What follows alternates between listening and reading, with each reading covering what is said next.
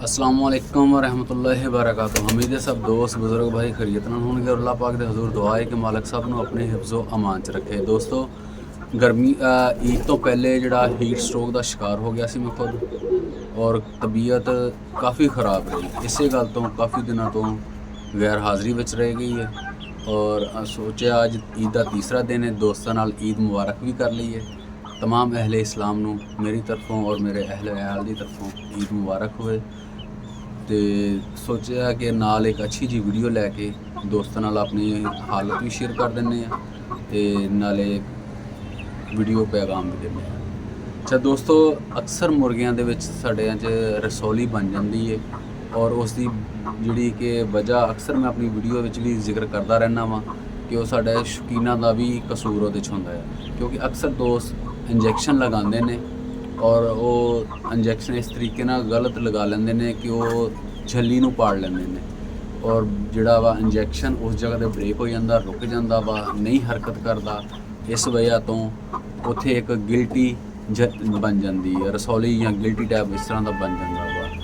तो दूसरी शक्ल जिहड़ी है गिल्टी की वो हैगी है दूसरी जड़ां वाली, जिहदे नसां बन जांदियां ने।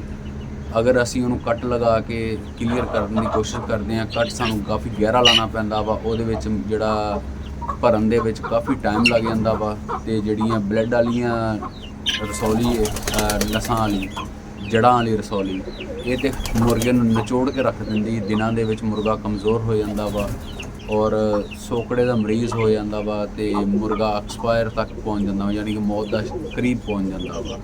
हुण इसदा आसान तरीन जिहड़ा वा हल लैके दोस्तों की खिदमत हाज़र होया वा और ये इंजैक्शन जिहड़ा वा इहदा नाम डिपामड्रोल और ये स्टीराइड है। स्टीराइड जिहड़ा भी असी दोस्तों मुर्गियां दे उत्ते इस्तेमाल करते हैं उस दे विच एक खास चीज़ का ख्याल रखना पैंदा वा और वो हैगी है कि मिकदारे खुराक जिहड़े कि अगे भी मुख्तलिफ मैडिसनां दे विच मैं जिक्र करता रहना वा कि ओवरडोज परिंदे नूं मौत का शिकार कर दिंदी है। ओवरडोज नहीं करनी, डोज का इस खास ख्याल रखा जाना वा और इस इंजैक्शन नूं इंसुलिन वाली सरिंज दे नाल लगाना वा और टोटल एक पॉइंट जिहड़ा वा इंसुलिन की सरिंज का वो लगाना वा, इस तो ज़्यादा नहीं लगाना।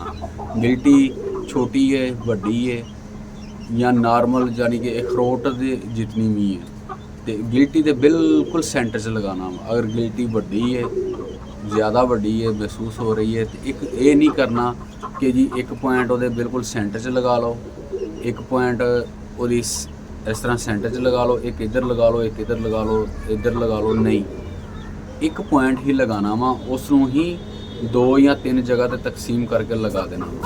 अगर गिल्टी अखरोट जिन्नी है, जिस तरह के पहले भी जिक्र कर चुके हैं वहाँ, तो वो बिल्कुल सेंटर च गिल्टी के सेंटर च रख के इंजैक्शन टोटल 1 cc का वा, एक पॉइंट लगाना वा और तुसी देखोगे शाम तक तुहानू रिजल्ट नज़र आना शुरू हो जाएगा। सही है।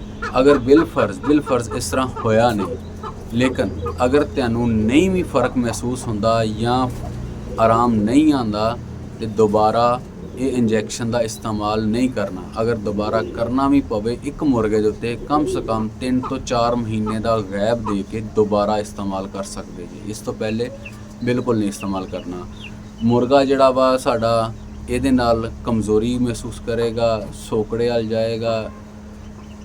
उस चीज़ तो उन्होंने बचाने लई 10 cc दुध और अद्धी चम्मच जिहड़ा कि ग्लूकोज इनू डेली बिला नागा ताकि ये साडा मुर्गा जिहड़ा वज़न अपना घटावे, इस चीज़ नू कवर करन लई इनू ये चीज़ लाजमी देनी है। 10 cc दुध और 1 cc नहीं अद्धी चम्मच ग्लूकोज दी, ये दोनों मिक्स करके सरिंज के जरिए पाइप जिन्हों लगा होवे वो उन्होंने पिलाओ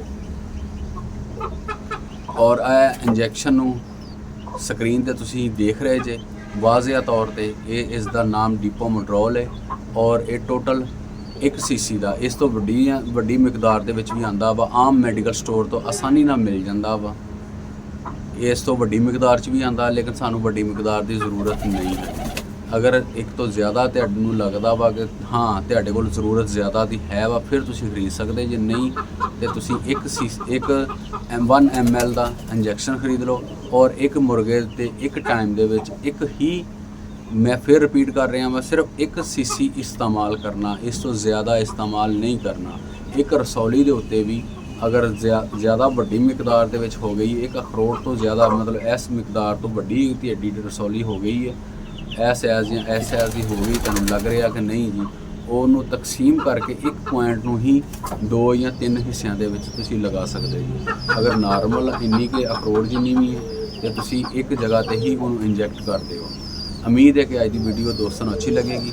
ਅਗਰ ਵੀਡੀਓ ਅੱਛੀ ਲੱਗੀ ਤੇ ਵੀਡੀਓ ਨੂੰ ਸ਼ੇਅਰ, ਵੀਡੀਓ ਨੂੰ ਲਾਈਕ, ਚੈਨਲ ਨੂੰ ਸਬਸਕ੍ਰਾਈਬ ਜ਼ਰੂਰ ਕਰਦੇ ਜਾਣਾ। ਤੁਹਾਡੀ ਸਪੋਰਟ ਦੀ ਬਹੁਤ ਜ਼ਰੂਰਤ ਹੈ ਔਰ ਇਸ ਦੇ ਨਾਲ ਸਾਨੂੰ ਵੀ ਹੌਸਲਾ ਅਫਜ਼ਾਈ ਮਿਲਦੀ ਹੈ ਤੁਹਾਡੀ ਨਏ ਚੀਜ਼ਾਂ ਦੇ ਉੱਤੇ ਵੀਡੀਓ ਟੌਪਿਕ ਬਣਾਉਣ ਦੀ। ਖਾਲਿਦ ਮਹਿਮੂਦ ਨੂੰ ਇਜਾਜ਼ਤ ਦਿਓ। ਅੱਲਾ ਨੇ